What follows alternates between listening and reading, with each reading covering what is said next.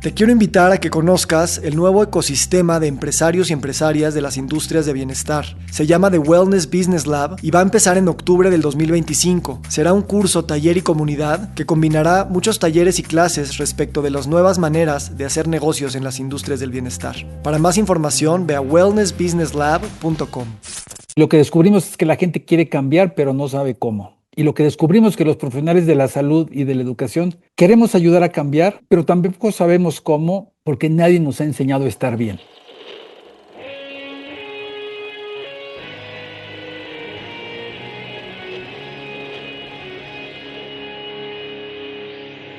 Bienvenidos a Volver al Futuro Podcast, donde platicamos con las mentes que nos impulsan a crear el nuevo paradigma de salud y bienestar, conducido por Víctor Sadia.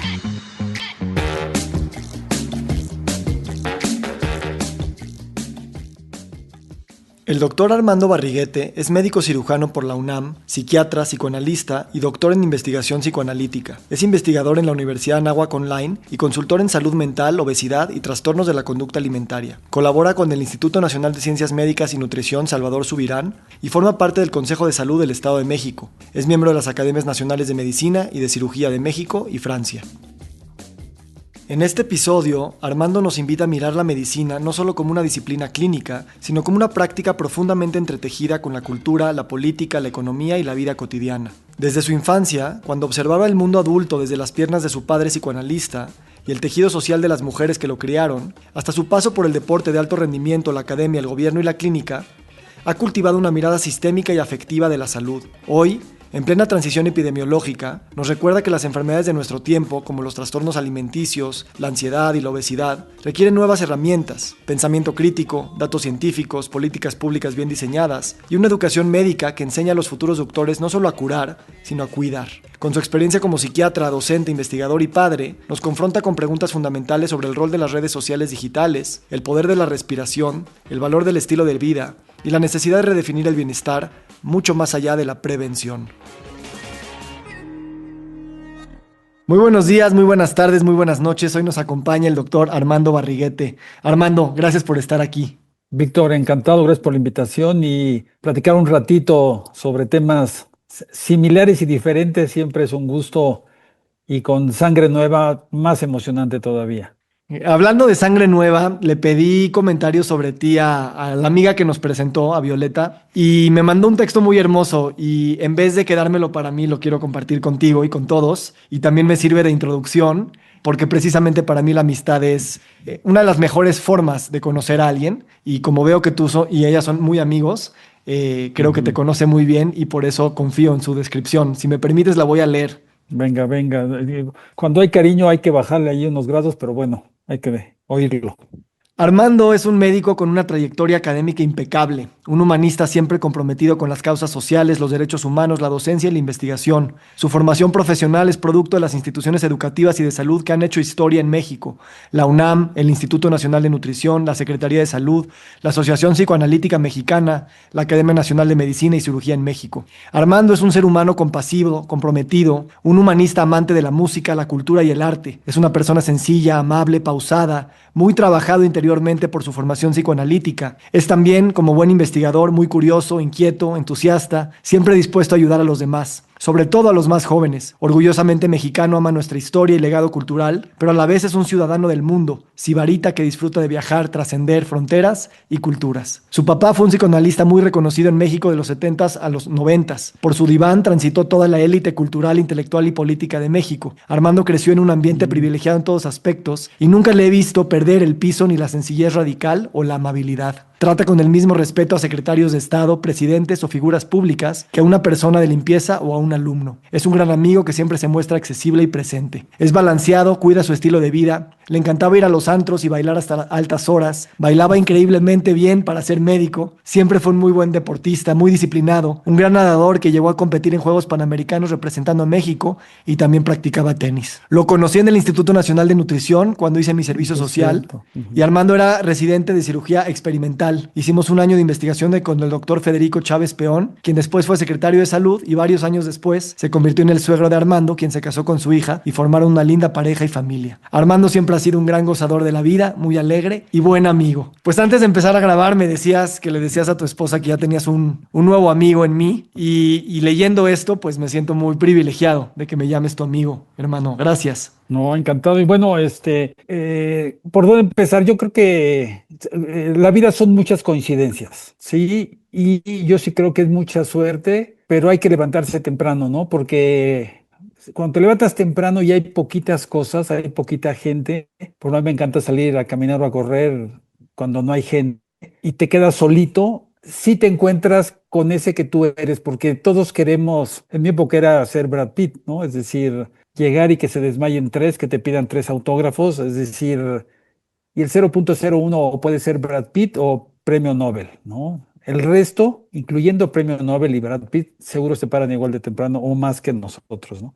Entonces somos el resultado de trabajo y de coincidencias que las podemos hacer crecer y de fracasos importantes donde hay que llorar, ¿no? Cuando uno pierde, hay que sentirse mal, ¿no? Hay que decir qué pasó, ¿no? A mí me pasaron muchas veces que he fracasado y yo digo, ¿qué pasó? Pero si, ¿no? Una de ellas me acordé cuando estaba hablando de que fui nadador, por 2 décimas yo no fui a la Olimpiada, ¿no? Entonces...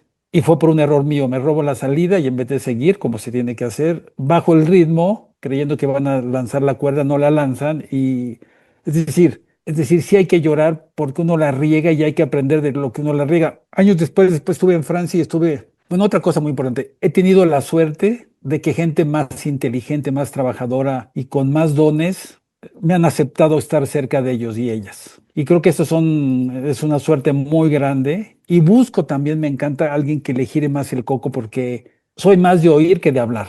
Mm. Sí, pero me encanta ver, ¿no? Es decir, desde chiquito me encantaba ver, mi papá me sentaba en sus piernas. En mi época, los niños no iban a donde estaban los adultos, ¿sí? Si comía a la mesa de niños y la mesa de adultos. Mi papá, no sé por qué, se lo agradezco. Me sentaba en sus piernas y me quedaba un buen rato. Al final sí me regresaban a la mesa de niños, como debe ser. Pero oía, ¿no? Oía cosas que no creo que hubiera entendido, pero me encantaba ver ese grupo, ¿no? Mi papá tuvo grandes amigos con los que estudió de chico, médicos muy interesantes y sobre todo muy apasionados y muy comprometidos con el cambio social. ¿Sí? Hoy Mm. dicen que son de izquierda, más bien, yo creo que de los mensajes que yo creo que hay que transmitir es que sí estamos en la peor crisis de los últimos 50 años, en todos los niveles, pero a diferencia de hace 50 años, hoy sí sabemos qué hay que hacer. Es decir, sí tenemos claves fundamentales. ¿Sí? Sí. Pues fíjate que hoy te va a tocar un poco más hablar que oír y a mí me va a tocar más oír que hablar. Y me gustaría empezar preguntándote sobre esa experiencia de no haber pasado a las Olimpiadas. O sea, por 2 décimas, como dices, a lo mejor fue un error tuyo.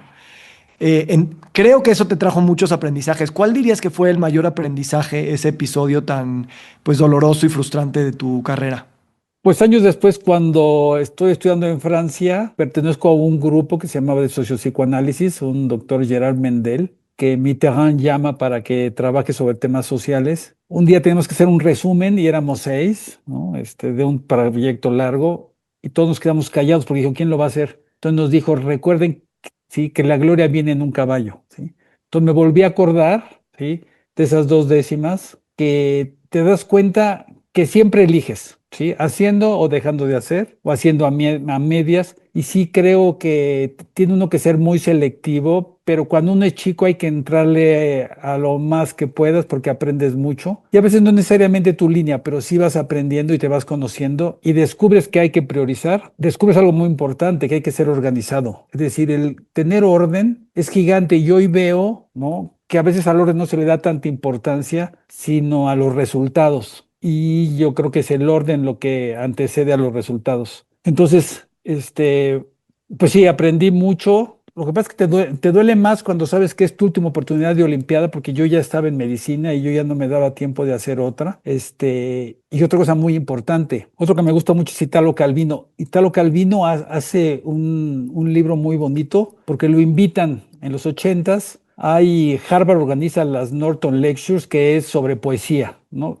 Entonces, poesía que es pues el punto alto de la literatura y del escribir, ¿no? Lo invitan, ¿sí? Y en estas lectures hay de Octavio Paz, ¿no? Todos los nobles han pasado. Y este cuate se muere un poquito antes de ir. Entonces su mujer, ¿no? Va a editar este libro y dice, estamos a 15 años, porque fue en el 85, de cambiar de milenio. Hay que escribir algo para que la gente esté atenta de lo que viene. Y de lo que escribe Calvino, son un par de puntos que hoy vemos que es lo que todo ser humano desearía y se nos olvida lo previo, pero todos queremos estar ahí. Y habla de la ligereza, ¿sí? Como el primero. Y es muy interesante porque la ligereza, todos quisiéramos ser etéreos, todos quisiéramos no pesar, ser como las nubes, ¿no? Volar, imaginar y no tener nada que nos ancle aquí abajo, siendo que es lo que nos ancla aquí abajo lo que podemos o nos permite pensar y hacer las cosas. Y hoy veo que todos quieren ser ligeros, ¿sí? Todos quieren ser etéreos y creo que un tema gigante son las redes sociales digitales el día de hoy, ¿sí? Es decir, es exactamente como la pólvora, ¿no? Sí nos ayuda, ¿no? Sí, a hacer túneles, a hacer caminos, ¿no? Es decir, sí ayuda a quitar algunos atorones para que el desarrollo pase por algunos lados. Creo que a veces hemos hecho demasiados canales para lo que hay, pero bueno, pero para el otro lado, es decir, sí nos ha movido y nos cuesta trabajo detenernos. Y bueno, el fracaso te detiene y te hace ver que no eres nada ligero, sino que eres pesado como un plomo, ¿no? Por eso también, ¿no? El tema de la obesidad, el tema de conducta alimentaria, siempre han sido así de los temas que me han preocupado y me han interesado, pero sí, aprendí a que siempre escoges y siempre eliges haciendo sin dejar de hacer, ¿no? Es decir, es mentira que fueron las circunstancias, ¿no? Que ese día llovió, ¿no? Es decir, entonces sí, el tropezón ayuda, aunque también te digo que no me gustaría crecer con puro tropezón, ¿no? Claro. Pero sí ayuda, ¿eh? Platícame de esta, ahorita voy a regresar al tema de la ligereza y al peso, creo que es una bonita ventana para esta conversación. ¿Cómo, cuando tú todavía no pesabas mucho y eras niño y te sentabas en las piernas de tu papá y te dejaba entrar, o al menos vislumbrar el mundo de los adultos, y viendo a tu papá como profesional en el psicoanálisis y viendo a personalidades importantes entrar a su diván, ¿qué fue pasando en ese niño que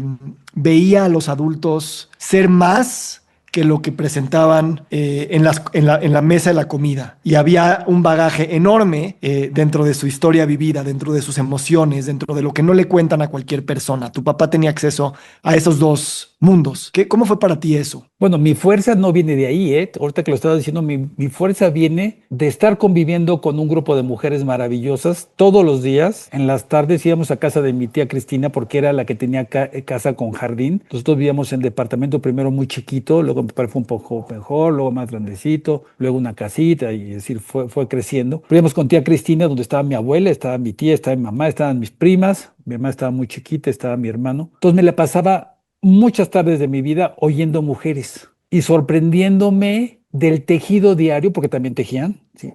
Pero del tejido social y familiar que ellas hacían todos los días. Y algo muy interesante, luego cuando me sentía triste, incómodo o algo, sí, yo decía que me dolía la panza, ¿sí? Es que me duele la panza. A veces sí me duele la panza, pero a veces quería llamar la atención. Entonces, digo, mi mamá y mi abuela no sé qué hacían, pero me sentaban al lado y me daban en tacitas chiquititas. No supongo que fuera té, porque, o a lo mejor si era té, café seguro no, pero tecito seguro sí. Y creo que ahí fue donde yo entendí, ¿sí? Lo fuerte de lo social, ¿sí? Y lo increíble de las mujeres. Es decir, yo cuando me sentaba con los hombres, es decir, te digo, no entendía muchas cosas, pero oía cosas que sonaban importantes. Veía también la fuerza de la amistad, ¿no? Es decir, eran grandes amigos. Pero si mi fascinación venía del día a día de estar con estas mujeres maravillosas, que también aclaro, ¿eh? No necesitas entenderlas, ¿no? Necesitas estar ahí para acompañarlas, ¿sí? Entonces, ya estando con mi papá, bueno, también tuve un tío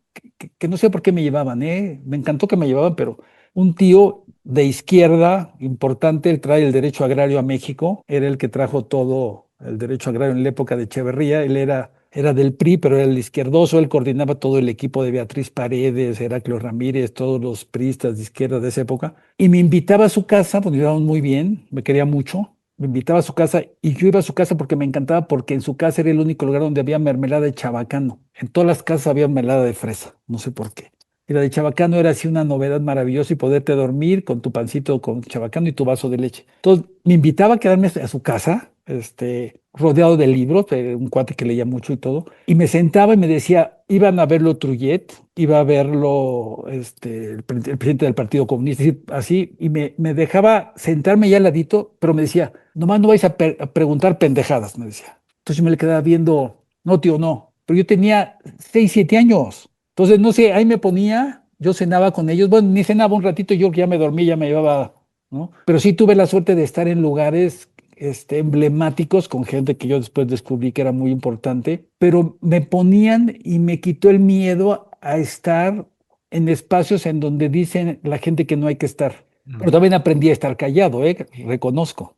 Es mm. decir, y con mi papá yo creo que fue la parte de la amistad, fue muy importante. Gente que cada quien estaba luchando, porque estos eran los años 70, México no, iba para arriba todo. Y lo más divertido, le llamaban la hora del amigo, ¿no? La hora en donde había botanita, ellos tomaban, bueno, después fue situaciones difíciles porque empezó a haber problemas serios de alcoholismo en el entorno, ¿no? Entonces también me tocó ver tropezón de figuras importantes que el alcohol, ¿no? Tomaba su vida. Es decir, la medicina me gustaba en el sentido de amigos maravillosos, pero no me gustaba porque la gente iba porque sufría, ¿sí? Es decir, la medicina, los hospitales no eran lugares bonitos, no eran lugares en donde la gente saliera riéndose, ¿sí? Es decir, no era lo que yo de chiquito yo nunca pensé ser médico, ¿no? Es decir, a mí me gustaba más estar sentado al final de la escuela, me encantaba el recreo. Sí, me encantaba de repente decir, los lunes nos tocaba tomar distancia, formarse y entrar a la escuela, ¿no? ¿Y cómo fue tu decisión de estudiar medicina, después psicoterapia? ¿Hiciste psicoanálisis o qué hiciste? Sí, después dice, me voy a Francia, hago psiquiatría, luego empiezo psicoanálisis allá, termino psicoanálisis acá, y luego hago una maestría en psicoterapia, luego un doctorado en investigación psicoanalítica, porque ya me muevo del modelo psicoanalítico clásico, porque me dedico a adolescentes y a mujeres, y el modelo psicoanalítico de esa época, que también ha ido cambiando, pues no te daba, ¿no? ¿Por qué me muevo para allá? Pues porque primero me encantaba el interior, ¿sí? Me gustaba ver qué pasa adentro, ¿sí? Y por otro lado me encantaba el imaginarme cosas, entonces estaba yo entre astronomía, porque era bueno para la física, o medicina. Y sí me pregunté que yo de astrónomo a lo mejor sí me iba a deschavetar porque, es decir, es demasiado abstracto, y se me hacía muy bonito, pero muy exagerado. Es como volverme poeta, que en mi época no era algo fácil. Entonces escogí mejor medicina. Es una carrera muy estructurada, con conocimientos, ¿no? La fisiología, así muy, muy ordenados y me gustaba, ¿eh? Y varios amigos se fueron a medicina, ¿sí? Pero antes, la parte interesante es que yo me dedico a nadar a partir de los 12, 13 años ya grande, porque todos empiezan a los 6, 7, porque muchas de mis decisiones importantes son momentos, son instantes en donde yo siento que no es por ahí, sino es por acá, y en ese momento tomo una decisión total, ¿sí?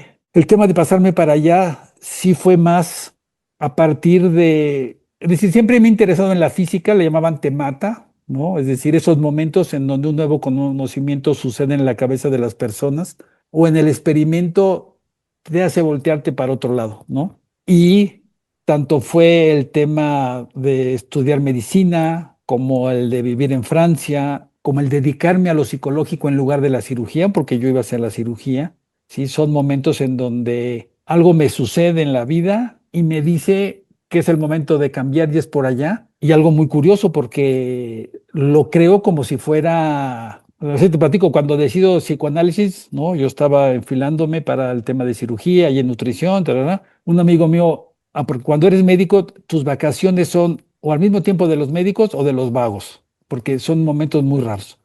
Entonces era un amigo muy querido vago, ¿sí? que pasó por mí. Mis papás tenían una casa de fin de semana en Cuautla, yo tenía 2 semanas, nadie tenía vacaciones, entonces me fui yo a Cuautla y me quedé.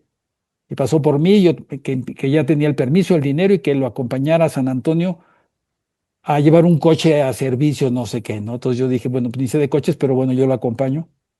Y llegando a San Antonio, se va con su amigo, porque era un americano, a ver lo del coche. Y yo me quedo con el papá del amigo, yo no lo conocía, nos saludamos. Nos ponemos en la terraza, ¿no? Creo que nos sirvió algo de tomar, sí, y me empezamos a platicar y de repente me empieza a platicar su vida entera. Es decir, yo que fueron alrededor de 3 horas. Inclusive cae la noche, ¿sí? Y ya oscuritos me seguía platicando, pero me platicó de toda su vida, incluyendo lo que nunca le platico, no, nunca a nadie. Entonces, y nos despierta porque estábamos como en trance los dos, la verdad. Yo oyendo, porque yo no creo que yo le haya dicho mucho. El claxon de que llegan ya los del coche, ¿no? Entonces nos despertamos así, bueno, no nos despertamos, pero caemos en cuenta de todo el trance. Y cuando me despierto, yo digo, voy a ser psicoanalista, porque puedo entender por qué alguien se deprime, ¿sí? Entonces mi amigo con el que íbamos de ida, me la pasé platicándole de los trasplantes de riñón que hacía con Chávez Peón, todo el camino. Y de regreso le empecé a decir que hay que ser psicoanalista. Entonces me dijo, no inventes. De ida por nada y me inscribo en medicina porque los trasplantes es lo mejor que le puede pasar a la humanidad. Pero no me digas que ahora tengo que ser psicoanalista de regreso porque ya no me da, ¿no? Entonces ese tipo de cosas que a todos nos pasan, ¿sí? Que sí creo que hay que darle mucha atención a cuando hay una señal grande que viene por alguien, ¿no? Por una figura importante o por un momento que sí te hace darte cuenta que es algo nuevo, que es emblemático y que es tu fluidez hacia allá, ¿no? Entonces, Mm. pues estuvo muy divertido. Es decir, obviamente en nutrición, Chávez, Peón, Campuzano y todos ellos, pues me jalaron la oreja como 18 veces, me diciendo que, imagínate, de cirujano en nutrición a psicoanalista en París, pues dijeron, este se volvió loco, ¿no? A lo mejor fue cierto, ¿eh? Ujú. Sí, es un tipo de locura. Sí. Oye, y a ver, déjame, me encantan tus historias y me hace pensar que no, o sea, no importa tanto la naturaleza de la decisión, o más bien la decisión en sí misma, sino el Armando que decidió no hacer astronomía, hacer medicina, después hacer psicoanálisis, como siguiendo una línea de yo me quiero asombrar del mundo, yo me quiero asombrar de este misterio en el cual estamos viviendo y que todas estas disciplinas eran ventanas a vivir desde esa manera. O sea, te escucho citando escritores o me has citado cine, esa parte como muy del artista, de que lo que quiere es tener esa perla brillando en los ojos cada vez que ve algo, ¿sabes? Y siento que la medicina lo ofrece en todas las especialidades y lo hubieras encontrado en todas las especialidades. Sí, pero también hay otra cosa muy importante que es el miedo, ¿sí? Es decir, yo fui un niño, mi papá fue muy exigente, fue un niño que también creció con miedo, es decir, creció con miedo a no ser muy bueno, con miedo a no ser exitoso, con miedo a que pasara algo que tú no puedes resolver. Es decir, sí fui un niño callado, fui tímido, es decir, a la fecha soy tímido, todos se ríen, dicen que no puede ser. Pero lo que pasa es que yo no hablo con quien no tengo que hablar, ¿no? Y sí es una timidez, ¿no? Yo veo gente que me encanta oírla y verla, ¿eh? Que llegan, saludan y se ponen a platicar. A mí me parece un don maravilloso que yo no tengo, ¿no? Sí, sí puedo ir a lugares diferentes donde no conozca a nadie y también me quedo ahí, ¿no? Es decir, el miedo ya no existe como tal, pero sí me movió, te voy a decir que la urgencia de entender, sí, porque había un miedo en donde, después lo fui haciendo chiquito, pero donde entre la exigencia y el maltrato yo al principio no veía diferencia. Y eso, ¿cómo te diré? Me hizo entender y me ayuda a jamás olvidar, ¿no? Porque mis papás vienen, ¿no? De mucho trabajo, es decir, yo nací en la colonia Guerrero, ¿sí? La primera escuela mía fue pública muy buena, Luis Hidalgo Monroy, me encanta, es decir, que también te pone los pies donde jamás se te puede olvidar tu origen, ¿no? Es decir, es como hoy, al que no sea feminista no puede vivir en este mundo, ¿sí? Que no sea socialista en el sentido de ayudar, es decir, no puede vivir en este mundo, es imposible, ¿no? Y que no piense, ¿no? En la igualdad y la equidad, no puede decir, no puede uno estar aquí sin ser no en el porcentaje, ¿no? Que cada quien va pudiendo, ¿no? Pero mi mamá decía, ¿no? Da lo que tienes y no lo que te sobra. Es decir, no le juegues, ¿no? Es decir, hazlo, ¿sí? Y yo creo que también esa convicción, bueno, mamá era la culta. Digo, papá era un gran profesionista y todo, pero quien leía y nos leía libros todas las noches y quien nos platicaba es decir, era mi mamá, es decir, pues convive uno mucho más con la mamá. Cuando fuimos creciendo los sábados que se iban porque les tocó a ellos la época que se iban a ver variedades y rezaban en la noche, ¿no? Y ya nos veíamos, ¿no? Y el sábado en la mañana nos paramos temprano, Alejandro y yo, y le preguntamos, ay, mamá, ¿cómo le fue? A ver, ni sé quién lo inventó, ni sé quién fue el primero, ni sé dónde hay más de esas cosas, pero les voy a platicar de qué platicamos, ¿no? Y dicho y hecho, les platicamos siempre. ¿Y quién lo inventó? Y no, sí, mi mamá siempre nos platicaba, ¿no? Entonces era muy simpática, nos dejaba como preguntarle todo, ¿no? Entonces Ya. también hubo esa parte del miedo y del susto que yo creo que también hoy queremos hijos que no se preocupen, que no tengan miedos y que no tengan sustos. Es decir, no hablo de una educación demasiado estricta y dura, pero sí muy estructurada porque te da marco, ¿eh? Sí. Y te genera tiempos, porque a mí sí me queda claro que cuando termine esto, es decir, termina, no, yo sí creo en Dios, pero termina esto, es decir, lo que puede uno hacer aquí y sí tiene uno que aportar algo y regresar más de lo que te llevas, porque tenemos mucha suerte de poder haber vivido y disfrutado y entendido un poquito esto, y hoy sí se necesita muchísimo la base científica en todas estas cosas. Ok. Déjame hacerte una pregunta. Yo no me gusta generalizar. En este caso, lo hago un poquito porque me he topado con muchos médicos y médicas que, digo, sin ser despectivo, a veces como que veo que viven con mucho estrés postraumático de su formación académica, de su formación como médicos y médicas, Ujú. con un alto grado como de, por un lado sí, responsabilidad, estructura, organización, disciplina, o sea que es hermoso, pero también un sentido como de escasez, de competencia, de soledad, de Ujú. no, de sentir que tienen que tener todas las respuestas y de no saber cómo decir no sé. Y Ujú. dado que el mundo es muy complejo, y el sufrimiento es inminente, aún para los que estudian mucho tiempo y son muy exitosos, eh, los veo así. Y esto sucede en todo el espectro social, pero en particular con los médicos y médicas, ¿tú cómo has visto el desarrollo como personal, desarrollo humano de médicos muy exitosos en lo profesional, pero que la carrera también les tergiversa algunas de las expectativas que pueden tener para sí mismos en términos de sus emociones, su vulnerabilidad, su tranquilidad de vida? Sí, la formación de lo que nosotros descubrimos, me tocó hacer la primera estrategia de lucha contra la obesidad y luego la segunda. Y lo que descubrimos es que la gente quiere cambiar, pero no sabe cómo. Y lo que descubrimos es que los profesionales de la salud y de la educación queremos ayudar a cambiar, pero tampoco sabemos cómo, porque nadie nos ha enseñado a estar bien.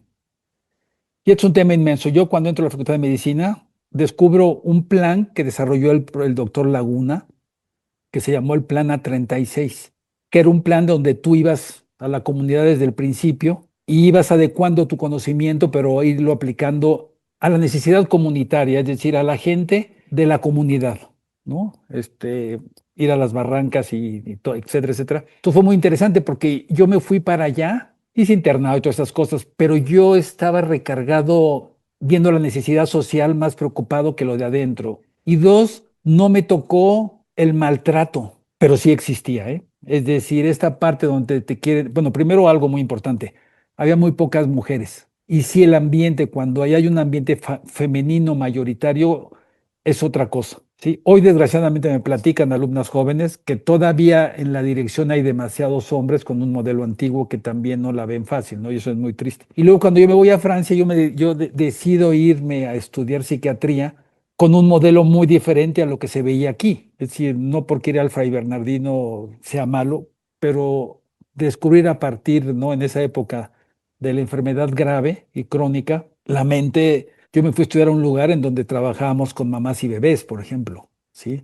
Donde trabajábamos en las puponías allá, ¿no? Con los niños chiquititos, sí, me tocó trabajar en las escuelas, es decir, me corregían el acento, los niños se morían de risa. cuando yo hablaba francés, y eso que pues sabía francés, pero traía el acento mexica muy fuerte, me lo corregían. Entonces era divertidísimo porque nos reíamos, ¿no? Yo mejoraba mi francés, les enseñaba un poquito el español y ya platicábamos de cosas, ¿no? Entonces sí tuve la suerte, ¿sí?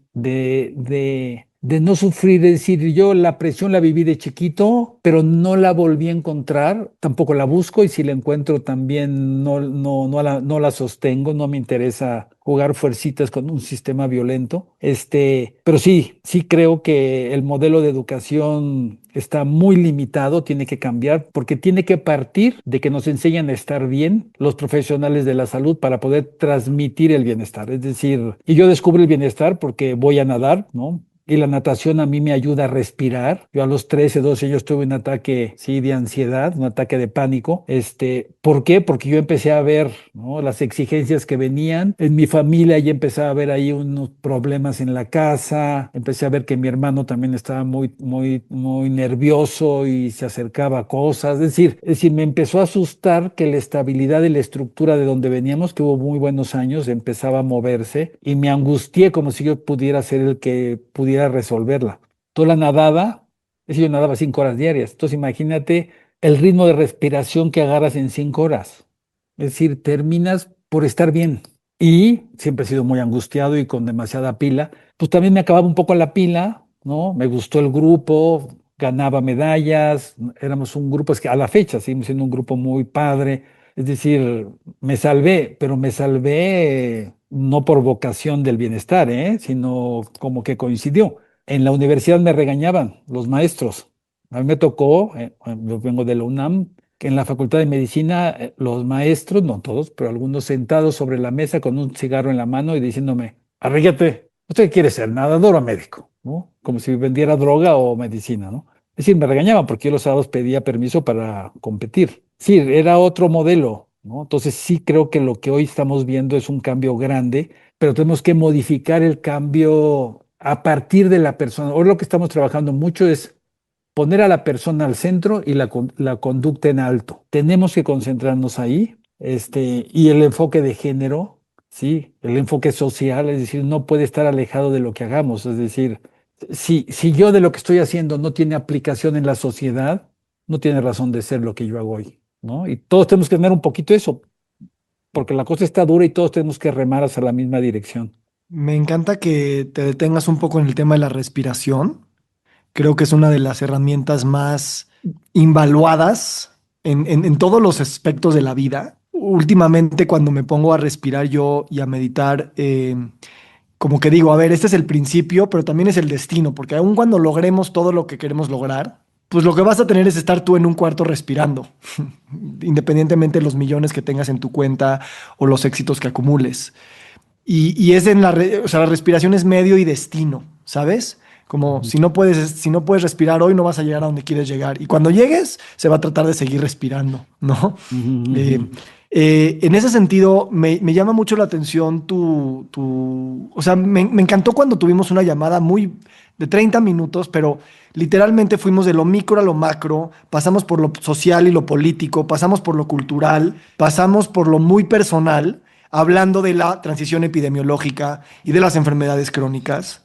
Como que yo llevo años trabajando en esta idea de tratar de ver todo de distintas aristas. Y a mí la respiración me ha ayudado precisamente como a no tener ataques de pánico ante tanta complejidad, ¿sabes? Porque sí son muchas variables que se están moviendo, que nos están determinando la manera en la que somos. Y cada quien quiere encontrar una solución desde su forma de ver la vida, el de la política, el de la economía, el médico, etcétera. Pero hay como una intersección que tenemos que seguir trabajando que son prácticamente todas al mismo tiempo.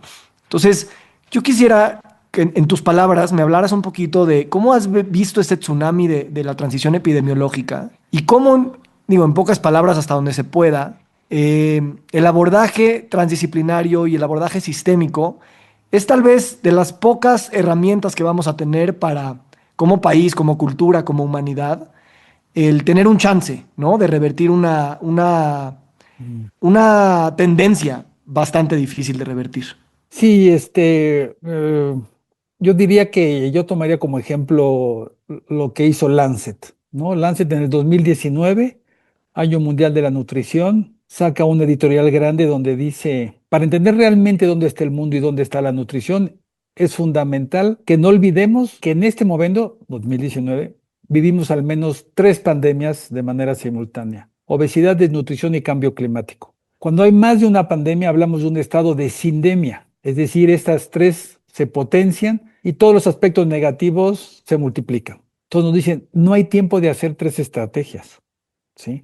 Se tiene que hacer uno. Y la estrategia que ellos proponían, ¿no? Que me sigue siendo muy, muy importante porque 2 años antes Penguin Random House me invita a hacer un libro sobre bienestar. Dice, tiene que ir sobre el bienestar, ¿sí? Porque es una acción, ¿no? Cuando vemos la definición de salud, la salud es un estado pleno de bienestar físico, emocional, social. Pusieron, ¿no?, la parte también espiritual y luego la quitaron, no sé por qué. Pero al final te das cuenta que es el bienestar lo que determina la salud.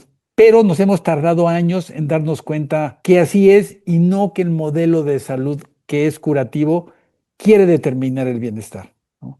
Entonces, cuando yo leo eso, nos damos cuenta que de lo que hacia dónde vamos tiene que ser por ahí. Y después, de manera intuitiva, ¿no? El presidente anterior toma este concepto como la base de su programa. Es decir, es una intuición.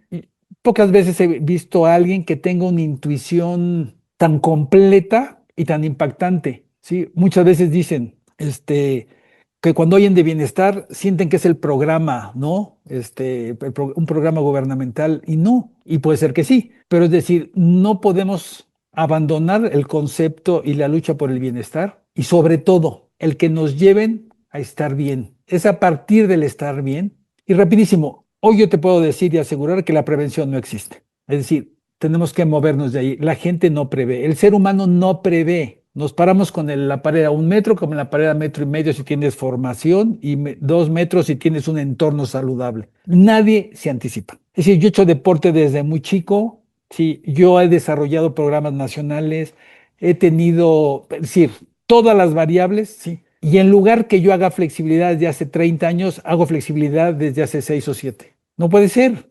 Yo sí te puedo decir, es decir, he estado en psicoanálisis, sí, yo vivo de la clínica, yo veo pacientes todos los días. Es decir, no puede ser que yo en lugar de hace 30 o 20 años lo haga hace 6 o 8 años. Es decir, me queda claro, pero lo veo afuera y a veces están peor que yo, ¿eh? Entonces, sí tenemos que saber que la prevención no existe, nadie se anticipa. Lo que sí hay, y que creo que ahí hay que tenemos que concentrarnos, es en identificar nuestras conductas saludables y de riesgo, ¿sí? Y conocer bien el impacto de las dos y priorizar las saludables, pero recomendando que hay 5 conductas destructivas y hay que tener 0 tolerancia: violencia, drogas, abandono escolar, que ahorita regresamos porque es gigante, y conductas de pérdida del control como obesidad y uso excesivo de redes sociales digitales. El abandono escolar es un tema gigantesco. En cuanto a la adolescencia, sabemos que es a los 24, 25 años cuando madura toda la parte frontal y es donde ya uno deja de ser adolescente. Entonces, el entorno escolar es un espacio, no sé ustedes, pero yo, lo mejor de la escuela era el recreo. Seguro algo aprendí, pero allí era donde tú realmente convivías, crecías, aprendías, te desilusionabas, tenías amigos, ganabas el partido, te lo ganaban, te gustaba la niña bonita que nunca nunca le dijiste la palabra y luego te enteras 20 años después que tampoco ella. Es decir, maravilloso como es la vida, ¿no? Bueno, eso era la convivencia, era una maravilla. Pero nuestras mamás entendieron que pase lo que pase, tú tienes que ir a la escuela. A todos nos dolió el estómago, todos no hicimos un día la tarea o reprobamos un examen. Y tu mamá te decía, ahí lo arreglas y luego me cuentas, ¿sí? Entonces tenemos que regresar a que nadie deje que sus hijos antes de los 24 años se salga de la escuela. Hoy hay becas, hay carreras técnicas, ¿sí? Y nos protege, ¿sí?, de todo lo que está afuera que no queremos que estén ahí nuestros niños, ¿sí? Entonces, hoy sí tenemos herramientas muy buenas para hacer que esta gran crisis no nos tropiece grandemente y sí retomar, como tú mencionabas, sí, esos espacios de crecimiento y de bienestar compartido. Entonces creo que es un gran momento de la historia, ¿sí? Por eso este tipo de reuniones, el congreso que hicieron ustedes, es decir, voltear también a ver otras cosas que están haciendo en otros lados, que también es maravilloso, por otras personas, y no necesariamente, ¿no? Como médicos, ¿no? Pues uno quiere estar en las Academias Nacionales de Medicina, sí, en México y en Francia, porque también otro tema muy importante es sí busquen un espacio de referencia que no sea solamente México, porque no aprendes muchas cosas, ¿no? Pero creo que el voltear a ver a otros lados sí nos ayuda a esclarecer, ¿sí? Esos puntos oscuros, naturales e históricos que estamos viviendo, porque tenemos hijos, ¿sí? Y vamos a tener nietos, y sí creo que tenemos que dejarle un poquito menos empedrado, ¿no? Lo que viene, y sí soy muy optimista, ¿sí? Yo sí creo que el ser humano es espectacular también. Y me encanta, ¿no? Y también los felicito por el Congreso, me encantó el Congreso y es una manera de hacer voltear. Lo que pasa es que los médicos, te digo, y tú mismo lo dices, crecimos a punta de no sé qué, es decir, ¿no? Las guardias tienen que ser de 36 horas, ¿cómo por qué? ¿No? Ujú. Tienes que ir a ver, ¿no? Las urgencias médicas el primer día para ver si eres machino o no aguantas. Es decir, el primer día me quería salir porque el primer día, ¿no? De urgencias, Sí. vi lo peor y yo dije, ¿qué hago aquí? En este contexto de que nos planteas como lo puso de Lancet, ¿no? En el que desnutrición, obesidad y cambio climático es la misma sindemia, ¿cómo, mm, cómo cambiarías algunos programas educativos, no nada más en las profesiones de salud, sino precisamente en la arquitectura, en ingenierías, en negocios, dar esta noción que para nosotros ya es muy clara, pero para las disciplinas académicas no creo que sea tan obvio, que se necesita como este abordaje transdisciplinario. Primero para comprender que estos fenómenos están, o sea, son el mismo, ¿no? Hablar de cambio climático y hablar de desnutrición es lo mismo y mucha Ujú, gente no lo entendería así, porque pues dices, ujú. ¿qué tiene que ver el clima del planeta con la obesidad y la desnutrición? Y una vez que entiendes cómo hemos comido, cómo hemos producido comida, cómo hemos distribuido comida, cómo cambia Sí. la cultura, dices, ah, pues claro, ya entendí. Pero ¿cómo cambiaría esto cómo lo aplicarías en las disciplinas a la hora de académicamente enseñarlas para crecer con esta noción mucho más integrada de que esos problemas son los mismos y no son separados? Bueno, tiene que partir esto de un diagnóstico, ¿no? Es decir, nosotros lo que estamos viendo es que los programas y servicios no están adecuados a la realidad actual de lo que necesita nuestra juventud o nuestra niñez. Nosotros estamos haciendo un estudio grande, ¿no? En el Estado de México, iniciativa de la gobernadora, en donde estamos haciendo un diagnóstico sobre conductas saludables y de riesgo, con la idea de hacer algo muy interesante que vamos a llamar, lo que llaman los gringos como roadmap, ¿sí? Como hoja de ruta, como lo que hicimos en 5 pasos hace muchos años, donde la gente sepa que con ciertas acciones básicas tú conquistas tu salud. Entonces yo sí creo que tiene que ser una información para toda la población, en donde todos primero sepamos que está basada en evidencia científica, que es fácil de entender, que es posible de aplicar, ¿sí? Y que es permeable a compartir, ¿no? Si no tiene estos principios, lo que estemos haciendo, estamos perdiendo el tiempo, ¿no? Entonces, eso se está haciendo, ¿no? Queremos hacer a partir de allí un modelo municipal, es decir, que el municipio, porque al final allí es donde ya se atora todo, porque hay programas nacionales muy buenos, federales, hay unos estatales muy buenos, y hay municipales en donde por algo a veces no llegan las cosas, ¿no? Entonces, ahorita hay un municipio y una presidenta en Ecatepec, muy pila, la presidenta Azucena Cisneros, donde sí quiere generar un cambio, ¿no? Entonces yo creo que cada uno de nosotros tiene que acercarse a los espacios, no, no presionar, pero sí incentivar a que haya cambios y poder aterrizar en el ámbito social estas partes que uno ve que sí funcionan en la clínica, ¿sí? El problema es que en la clínica uno va de uno en uno, de tres en tres y quizá de mil en mil, ¿sí? Pero tiene uno que meterse a la parte pública un poco para que llegue a más gente, porque, es decir, toda la gente critica al político. Cuando te metes un poco, ¿no? A la administración pública, te das cuenta que es complejísimo y es muy difícil. Es decir, cuesta mucho trabajo. Entonces yo creo que tenemos que asociarnos más a la parte pública, cada quien a su estilo y a su manera, para que esta rueda vuelva a girar en una dirección que ayude a todos, ¿no? Porque si nomás queremos que me ayude al que estoy en la calle, no sé qué, y en la colonia qué, pues volvemos a caer, como decía mi mamá, ¿eh? ¿No?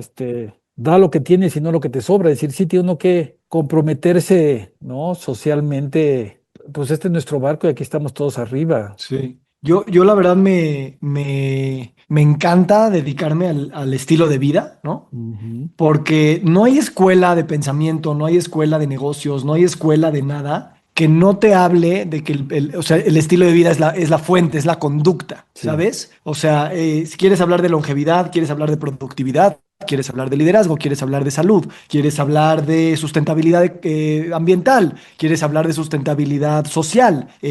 de regreso a lo básico, de regreso a la no Sí, violencia, de regreso a fortalecer redes sociales reales, sí. a la nutrición, al deporte, ¿no? Y es como cuando dices yo soy optimista y creo en la humanidad, pues es que, ¿qué es lo más viejo de la humanidad? Pues el estilo de vida de las cosas que hacemos todos los Ujú, días, comunicarnos, comer, descansar, movernos, o sea, no hay sí, más lejos, ¿no? Y me gusta mucho también que tú como que dices, pues yo esto lo aprendí en la natación, porque en la natación no nada más aprendiste a respirar y a hacer ejercicio y a tener músculos y flexibilidad, aprendiste a tener amigos, aprendiste a tener proyectos, aprendiste a fracasar, etcétera, etcétera. Y eso es mágico, ¿sabes? Porque no necesitamos tampoco tantas carreras de pensamiento sistémico, integrarlo con microchips, inteligencia artificial, para que nos dé la respuesta. Al sí. contrario. Es como regresar a eso muy básico y quitarnos el ruido, tal vez, de todo lo que Ujú. tiene muchísimas chispas y mucha emoción y comercial y te van a hacer millonario y guapo y famoso, cuando lo básico ahí está. Y es otra vez regresar a la respiración. Igual cuando logres todo eso, pues vas a querer compartir tu tiempo con tu gente, vas a querer poder hacer ejercicio, vas a querer comer rico y bien y ya. O sea, también es el destino, ¿no? No nada más el medio. Sí, lo que pasa es que ahorita sí, sabes que nos distraen mucho las redes sociales digitales, ¿no? Y yo sí creo que hay que, un pequeño paréntesis, es la red social digital. La red social somos nosotros, ¿no? Y lo hemos platicado muchas veces, ¿no? La red social digital nos ha sorprendido tanto que se robó hasta el nombre, ¿no? Entonces sí tenemos que regresar a decir la red social soy yo con mis hijos, ¿no? Con mis amigos, con mis cuates. Y lo otro, la red social digital, pues sí tenemos que hacer una diferencia. Nuestros niños están confundidos y creen que la red social digital es la buena y la red social es la mala y la callan, ¿sí? Entonces sí tenemos que moverlos de ese concepto. Y segundo, la velocidad. Bueno, y otro tema fundamental, es la plataforma comercial más espectacular que jamás ha existido en el universo. No es una plataforma educativa, no es una plataforma cultural, es una plataforma comercial, ¿sí? Es decir, tenemos que alertarlos, ¿no? Que puedes aprender cosas, sí es cierto, pero sí, el algoritmo siempre te vende algo, ¿no? Te digo tres maneras de ser feliz, pero luego abajo pongo mi logo para que compres mi curso y luego no son tres, sino son ocho, y luego ya que son ocho son 24 y luego ya son 365 días, porque, es decir, entonces sí es muy importante que a nuestros niños y a nuestras niñas, porque todos queremos ser únicos, ¿sí?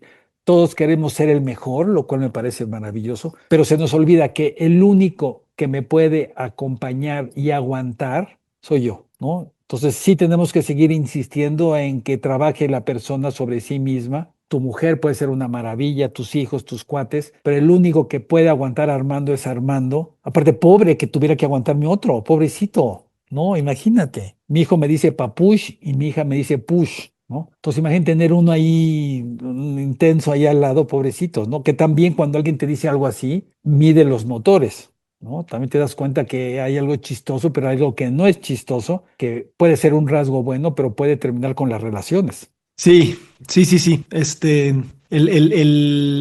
El aparato comercial que pasa desapercibido en el tema de las redes sociales digitales, cuando nos lo dicen es muy obvio, pero en la manera en la como nos está estructurando el pensamiento, la interacción, Ujú. la atención, está tan bien hecho que es muy subversivo, ¿sabes? O sea, el algoritmo te habla tan bien, de manera personalizada, te hace sentir tan único, te vuelve de alguna manera único Sí. o sea, no piensas que estás cambiando tu soberanía, tu conciencia, tu libre albedrío, tu tiempo por este sentimiento de, wow, esta cosa no sé si me entiende, pero me entretiene a tal grado que me siento entendido. Sí, sí, sí, sí, sí, es tremendo y terrible, ¿no? Es decir, sí, ¿no? Y les tocó después de la pandemia, es decir, sí, sí se sintieron muy solitos, o todos nos sentimos muy solitos, pero los más chiquitos más, ¿no? Porque hay dos temas que nosotros vemos, ¿no? Cuando estamos en la clínica que aterran a todo ser humano y más a nuestras jóvenes y a nuestros jóvenes, que es el que no me quiera, no me critica, ¿sí? Y estas dos te la vende, como tú acabas de describir, perfecto para obnular tu criterio y sentir que esas dos no existen, ¿sí? Y que Sí. las pantallas pueden ser tu gran compañía, ¿no? Ese espejo de Narciso o lo que sea, pero es decir, sí, sí, sí, es decir, sí es una preocupación grande, ¿no? Que todos tenemos y Ujú. sí tenemos que insistir en que se legisle más, en que nuestros niños y niñas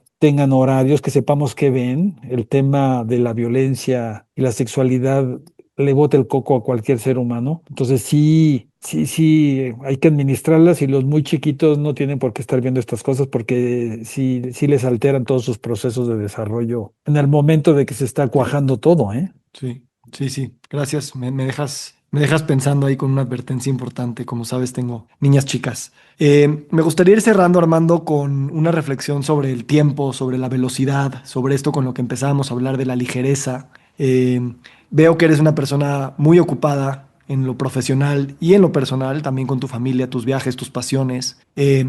¿Cómo significas tú el tiempo en tu rutina? En esta prisa colectiva que hemos también mamado de manera inconsciente y que perdemos también la soberanía de nosotros dictar nuestros propios ritmos y velocidades. ¿Cómo manejas tú esto en tu agenda y en tus proyectos vastos que tienes? Sí, de chico se me ocurrió siempre preguntarle a mis profesores y a gente que me llamaba la atención o gente que para mí era emblemática, siempre les preguntaba cuáles eran sus lecturas sobre su tema, ¿no? Su especialidad, sus lecturas sobre literatura o cultura y cómo organizaban su día.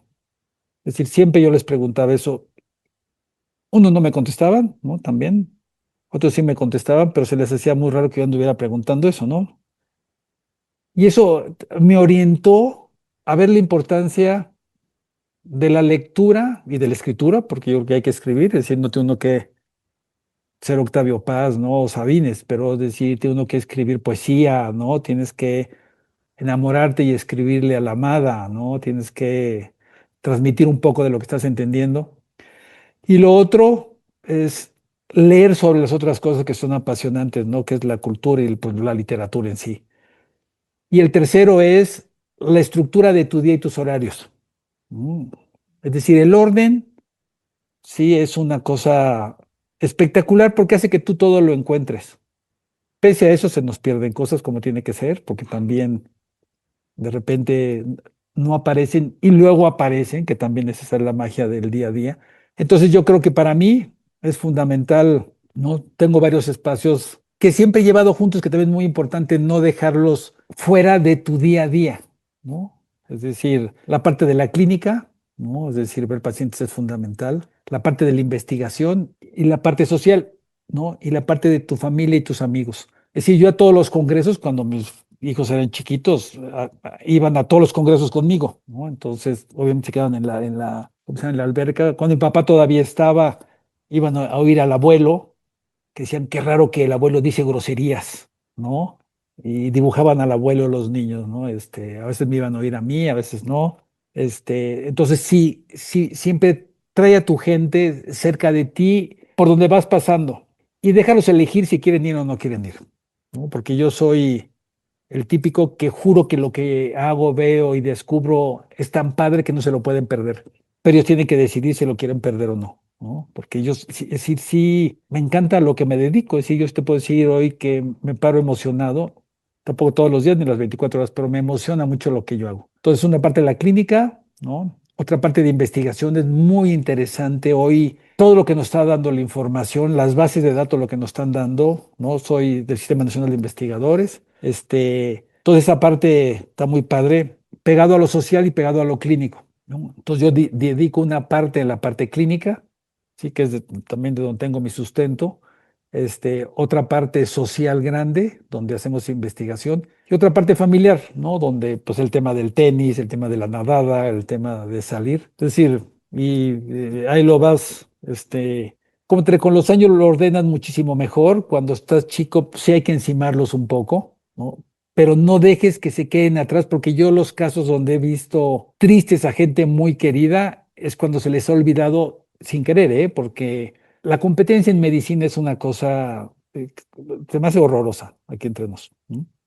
La capacidad me encanta pero que se les olvida, ¿no? Es decir, y cuando la quieren jalar, y el hilo está muy largo, muy flojito y es imposible. Y cuando toca la crisis de los adolescentes, de los hijos, el hilo no es tan fuerte como para dar el jalón, ¿sí? Y que no se tropiecen fuertemente. Se van a raspar un poco y tropezar como nos pasó a nosotros, pero que no se caigan al precipicio, ¿no? Y yo veo Qué bonito. muchos, ¿no? Amigos que Entonces, que no se nos olvide traer a tu gente, ¿no? A tu pareja, a tus hijos, llevarlos, ¿no? Y cuando dicen, pero es que, o de viaje, para lo que te alcance, es que no disfrutan los niños si van chiquitos, se acuerdan de todo, ¿no? Y si te alcanza para ir, ¿no? Por ejemplo, Morelia nos encantaba, mi papá hacía muchas cosas ahí con el ingeniero Cárdenas o cosas maravillosas, desde chiquitos, ¿no? Y si no aprenden, no pasa nada, tú convives con ellos, pero algo no aprende. Digo, a mí me sentaban de chiquito y no sé si aprendí algo, pero estaba divertidísimo. Ujú. Me encanta lo que dices, es un mensaje que, como dices, la prevención no existe, pero pues hay que escuchar estas cosas porque justo uno sí piensa que va a tener tiempo para todo, pero el tiempo también ya está aquí para todo. No es nada más en el futuro cuando esto se cumple, sino en el presente. Y como dices, a veces se enciman las cosas, a veces sin querer, pero es un gran privilegio y una gran oportunidad los que tenemos, muchos tenemos esta oportunidad pues sí, de ser críticos, de quedarnos a 2 décimas de pasar a las Olimpiadas y sacar de ahí un aprendizaje aún mayor que tal vez haber ganado la medalla de oro. Así es que te agradezco, Armando, infinitamente. Me emociona mucho esta amistad. Fue inmediato esta conexión y me emociona mucho porque creo que seguiremos siendo amigos generativos y eso es un gran agradecimiento. Encantado y te felicito que compartas con tu auditorio, ¿no? Reflexiones personales, ¿no? Y no nada más las bibliográficas, que digo, hay que leerle, pero que también dan mucho y qué padre que no sueltes a tu familia y la lleves por donde andes. Eso también me encanta porque sí son de los grandes aprendizajes, ¿no? Mis papás nos llevaron a todos lados, y ahí andaba uno. Sí. Sí, gracias por eso y será un privilegio seguir compartiendo contigo. Armando, muchas gracias. Te deseo lo mejor. Estamos caminando juntos. Nadando juntos, Abrazote, voy a decir. nadando, me encanta. Abrazote. Abrazo, hermano. Chao. Nos encantaría recibir tu retroalimentación de estos podcasts para continuar generando contenidos que te sean útiles e interesantes. Si puedes, déjanos un comentario en la página web victorsaadia.com.